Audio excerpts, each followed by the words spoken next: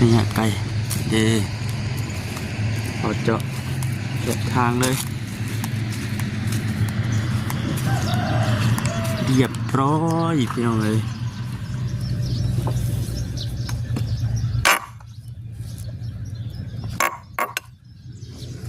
งัดไว้ก่อนพี่น้องแล้วเอาใส่มันสบายเลย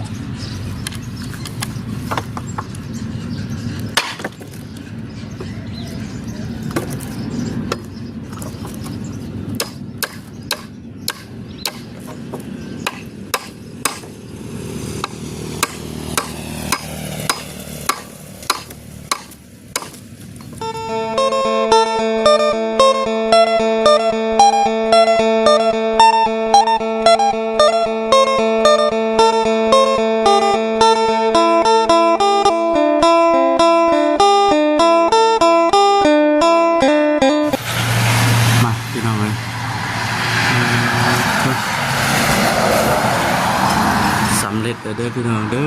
อสำเร็จแล้วในขั้นตอนการสาบหรือว่าการโบกพี่น้องเลยเนาะถือว่าเลี้ยวไปเด็กพี่น้องเลยเนาะปิดท้ายเมื่อวานนี่แหละพี่น้องเลยนี่ยังเปียกๆมันมาดเยอะทักทายสบายดียามเช้าเด้อพี่น้องเด้อเนาะทักทายสบายดีกันเบิดสุขุทุกคนพี่น้องเลยเมื่อนี้ก็ถือว่าที่มาอัปเดตหรือว่าให้กับซีได้เบิ่งน้ำกันว่าซั่นคือว่าเพิ่งอยู่ได้บ่ได้ถ่ายลงให้กับซีได้เบิ่งเปิดสำเร็จแล้วพี่น้องเอ้ยยังแต่ขั้นตอนเทพื้นบัดนี้เทพื้นกับใส่ประตูนี่แหละพี่น้องเอ้ยเนาะคือว่าสำนี้มื่อนี้น่าจะได้เทพื้นอยู่มันคนดินคนนอนกับเขาที่ว่าเบิดเรียบร้อยมื่อนี้เท่านั้นทำบอกคำก็สิมาทำความสะอาดในงัดเล็กจะปูออกพร้อมพี่น้องเนาะ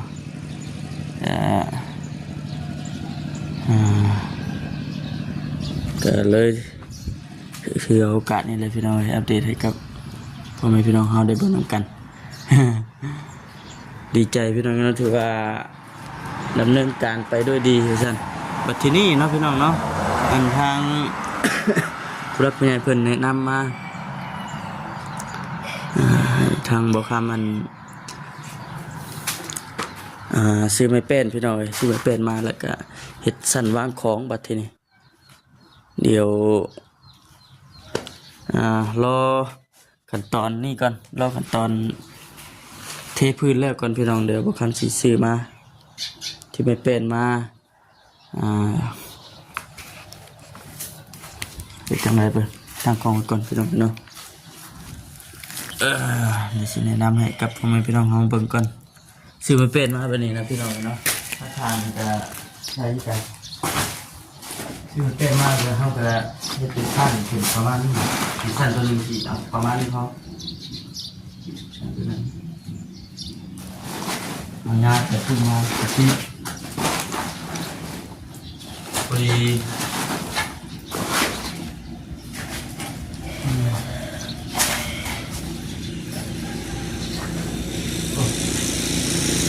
สองบ้าน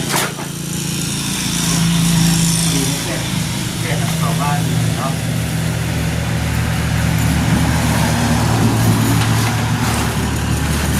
บ้านสั้นตัวหนึ่งประมาณนี้สั้นที่สองประมาณนี้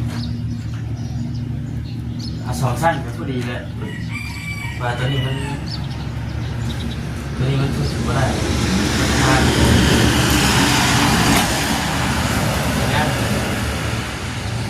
อันนี้จะใช้ได้ไหมอันนี้เจอเดี๋ยวรอให้ ฮ็ดพื้นแล้วก่อนพี่น้องเลยมันจังแบบเฮ็ดจังง่ายเด้ตอนนี้มันยังหกเกลืออยู่ตอนเอาตามเด้อตามกันตามตอนไปหลังจากที่เราเทพื้นแล้วก็แม่นสิได้ซื้อบานพับมาใส่ประตูอีกบานประตูก็ยังไม่ทันได้ที่ไหนเนาะซื้อบานประตูมาใส่บานใหญ่กับบานน้อยดีบานใหญ่กับบานน้อยเบิ่งได้เนี่ยไก่ก่อนเด้อพี่น้องเด้อนี่ไก่เด้พอเจาะทางเลยเรียบร้อยพี่น้องเลยใส่บานประตูนั่นคือประเทศนี้พี่น้องเนาะถือว่าปิดจ็อบปิดท้ายตั้งแต่เมื่อวานนี่แหละพี่น้องเลยเนาะส่งคำพี่น้องเลยงัดอันลิตรปูก่อนประเทศนี้เนาะ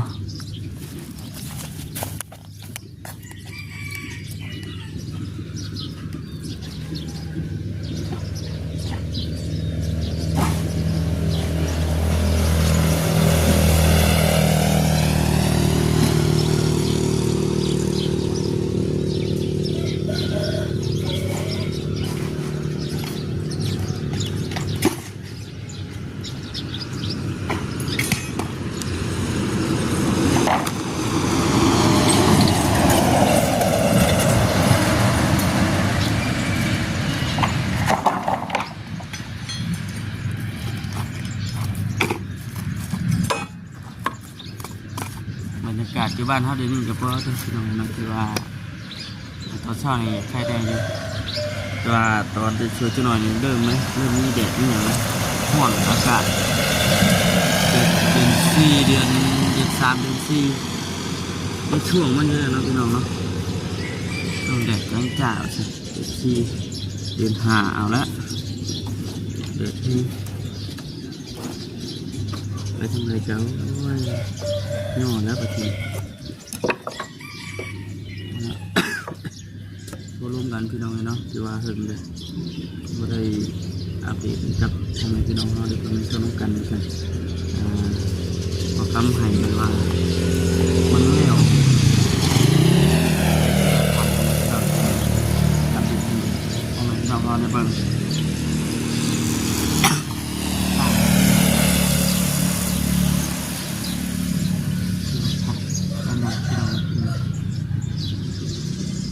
เดี๋ยวจะทำความสะอาดพื้นแล้วก็พอเราเทพื้น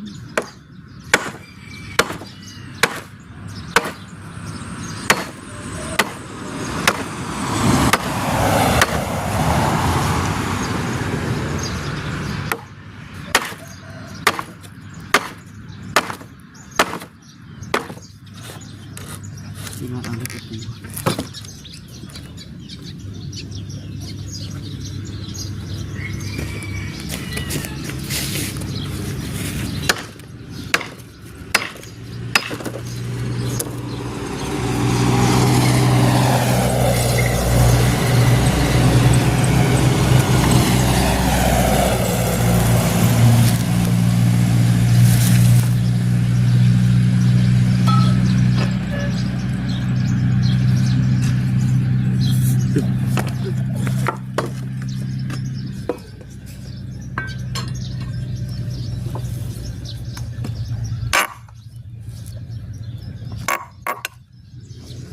งัดไว้ก่อนพี่น้องแล้วก็เอา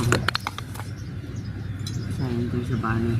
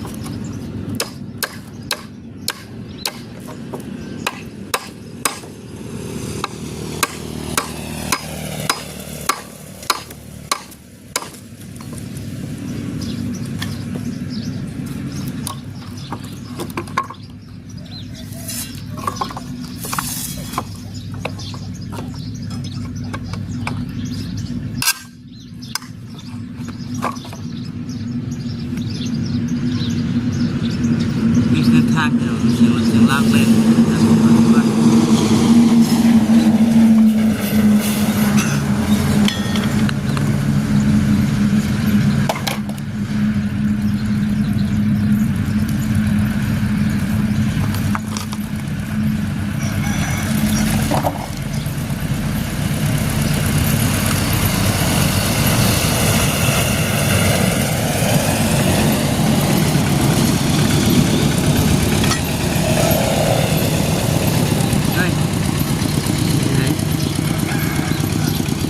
ไปแล้วบ่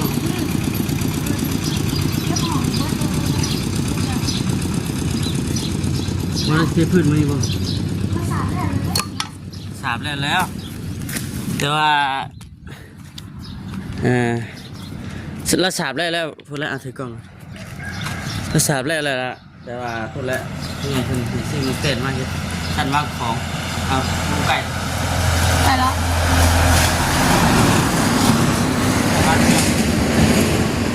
เป็นว่าแต่ว่าคือในตอนนี้เนี่ยบอกคำโลให้ทางของเราสาบเลยก่อนเนาะแม่ให้ก็พอรักษาแล้วก่อนเราจะซื้อมาให้กันไม่อยากเชื่อว่าสำคัญก็ดีท่านมันก็ยิ่งได้เลยเนี่ยท่านเป็นสองวันว่าสูงขนาดนั้นก็ได้มั้งท่านนี่เอาท่านนี้12ขาเลยครับมาขำแต่ละมื้อคอยจะไม่ได้เบิ่งว่ามันเลื่อนยังเข้าไปเลยเด้อ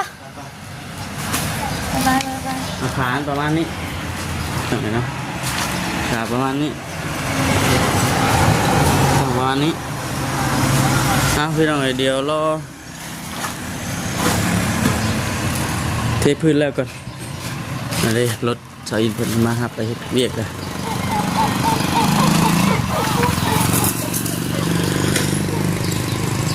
เจอน้ำมือแต่ละวันพี่น้องเนาะนี่จะช่วงเพื่อบังคับออกไปข้างนอกจะสวยๆก็จะหน่อยพี่น้องเนาะไม่ใช่ออกไป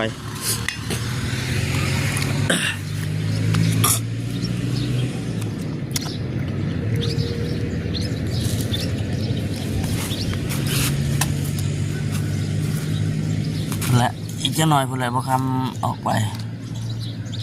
เพื่อเพิ่มเข่าลูก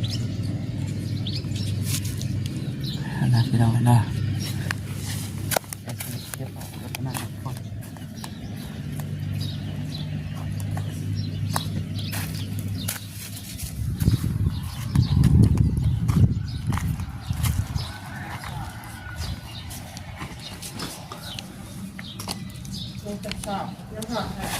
ปูนนะ7 ศอก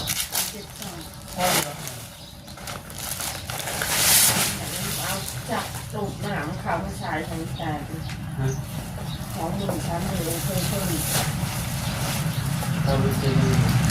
เราไปซื้อมาดีกว่าเรื่องหมาก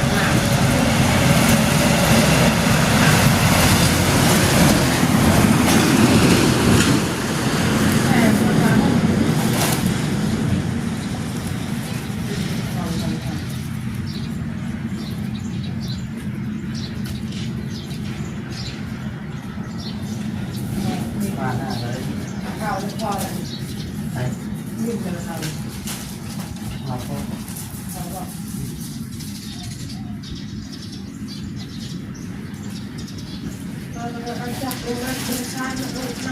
ดูตัวน้องเลยเนาะ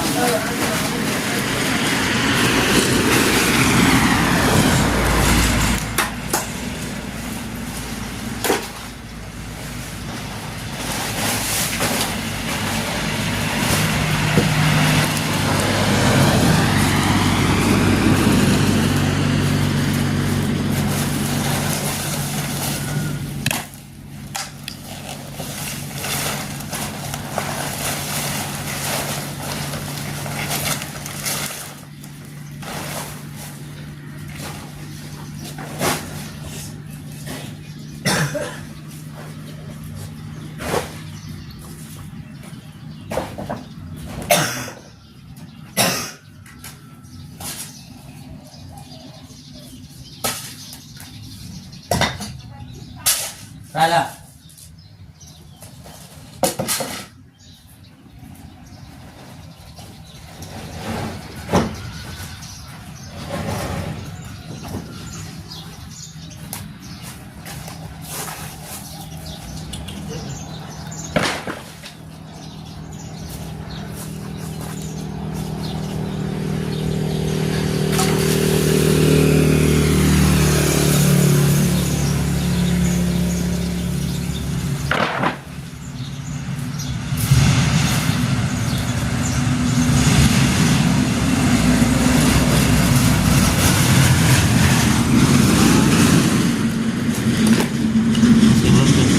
ดี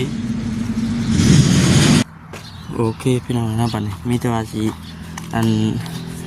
งัดตะปูออกก่อนเด้อพี่น้องเด้อจังไดก็ไปพบกันคลิปหน้าคลิปต่อไปเนาะเดี๋ยวสิอัปเดตให้ครับพ่อแม่พี่น้อง FC เฮาได้เบิ่งนํกันว่าซั่นคือในตอนนี้เนาะในขั้นตอนนี้ก็ถือว่าสำเร็จไปแล้วพี่น้องเอ้ยในเรื่องการโบกการสาบยังเทพื้นพี่น้องเอ้ยเนาะเทพื้นกับใส่บานประตูแล้วก็เฮ็ดสั้นวางของใส่ประตูน้อยประตูใหญ่ฉะนั้นแหละพี่น้องเอ้ยโอเคพี่น้องไว้พบกันคลิปหน้าเด้อเนาะสบายดี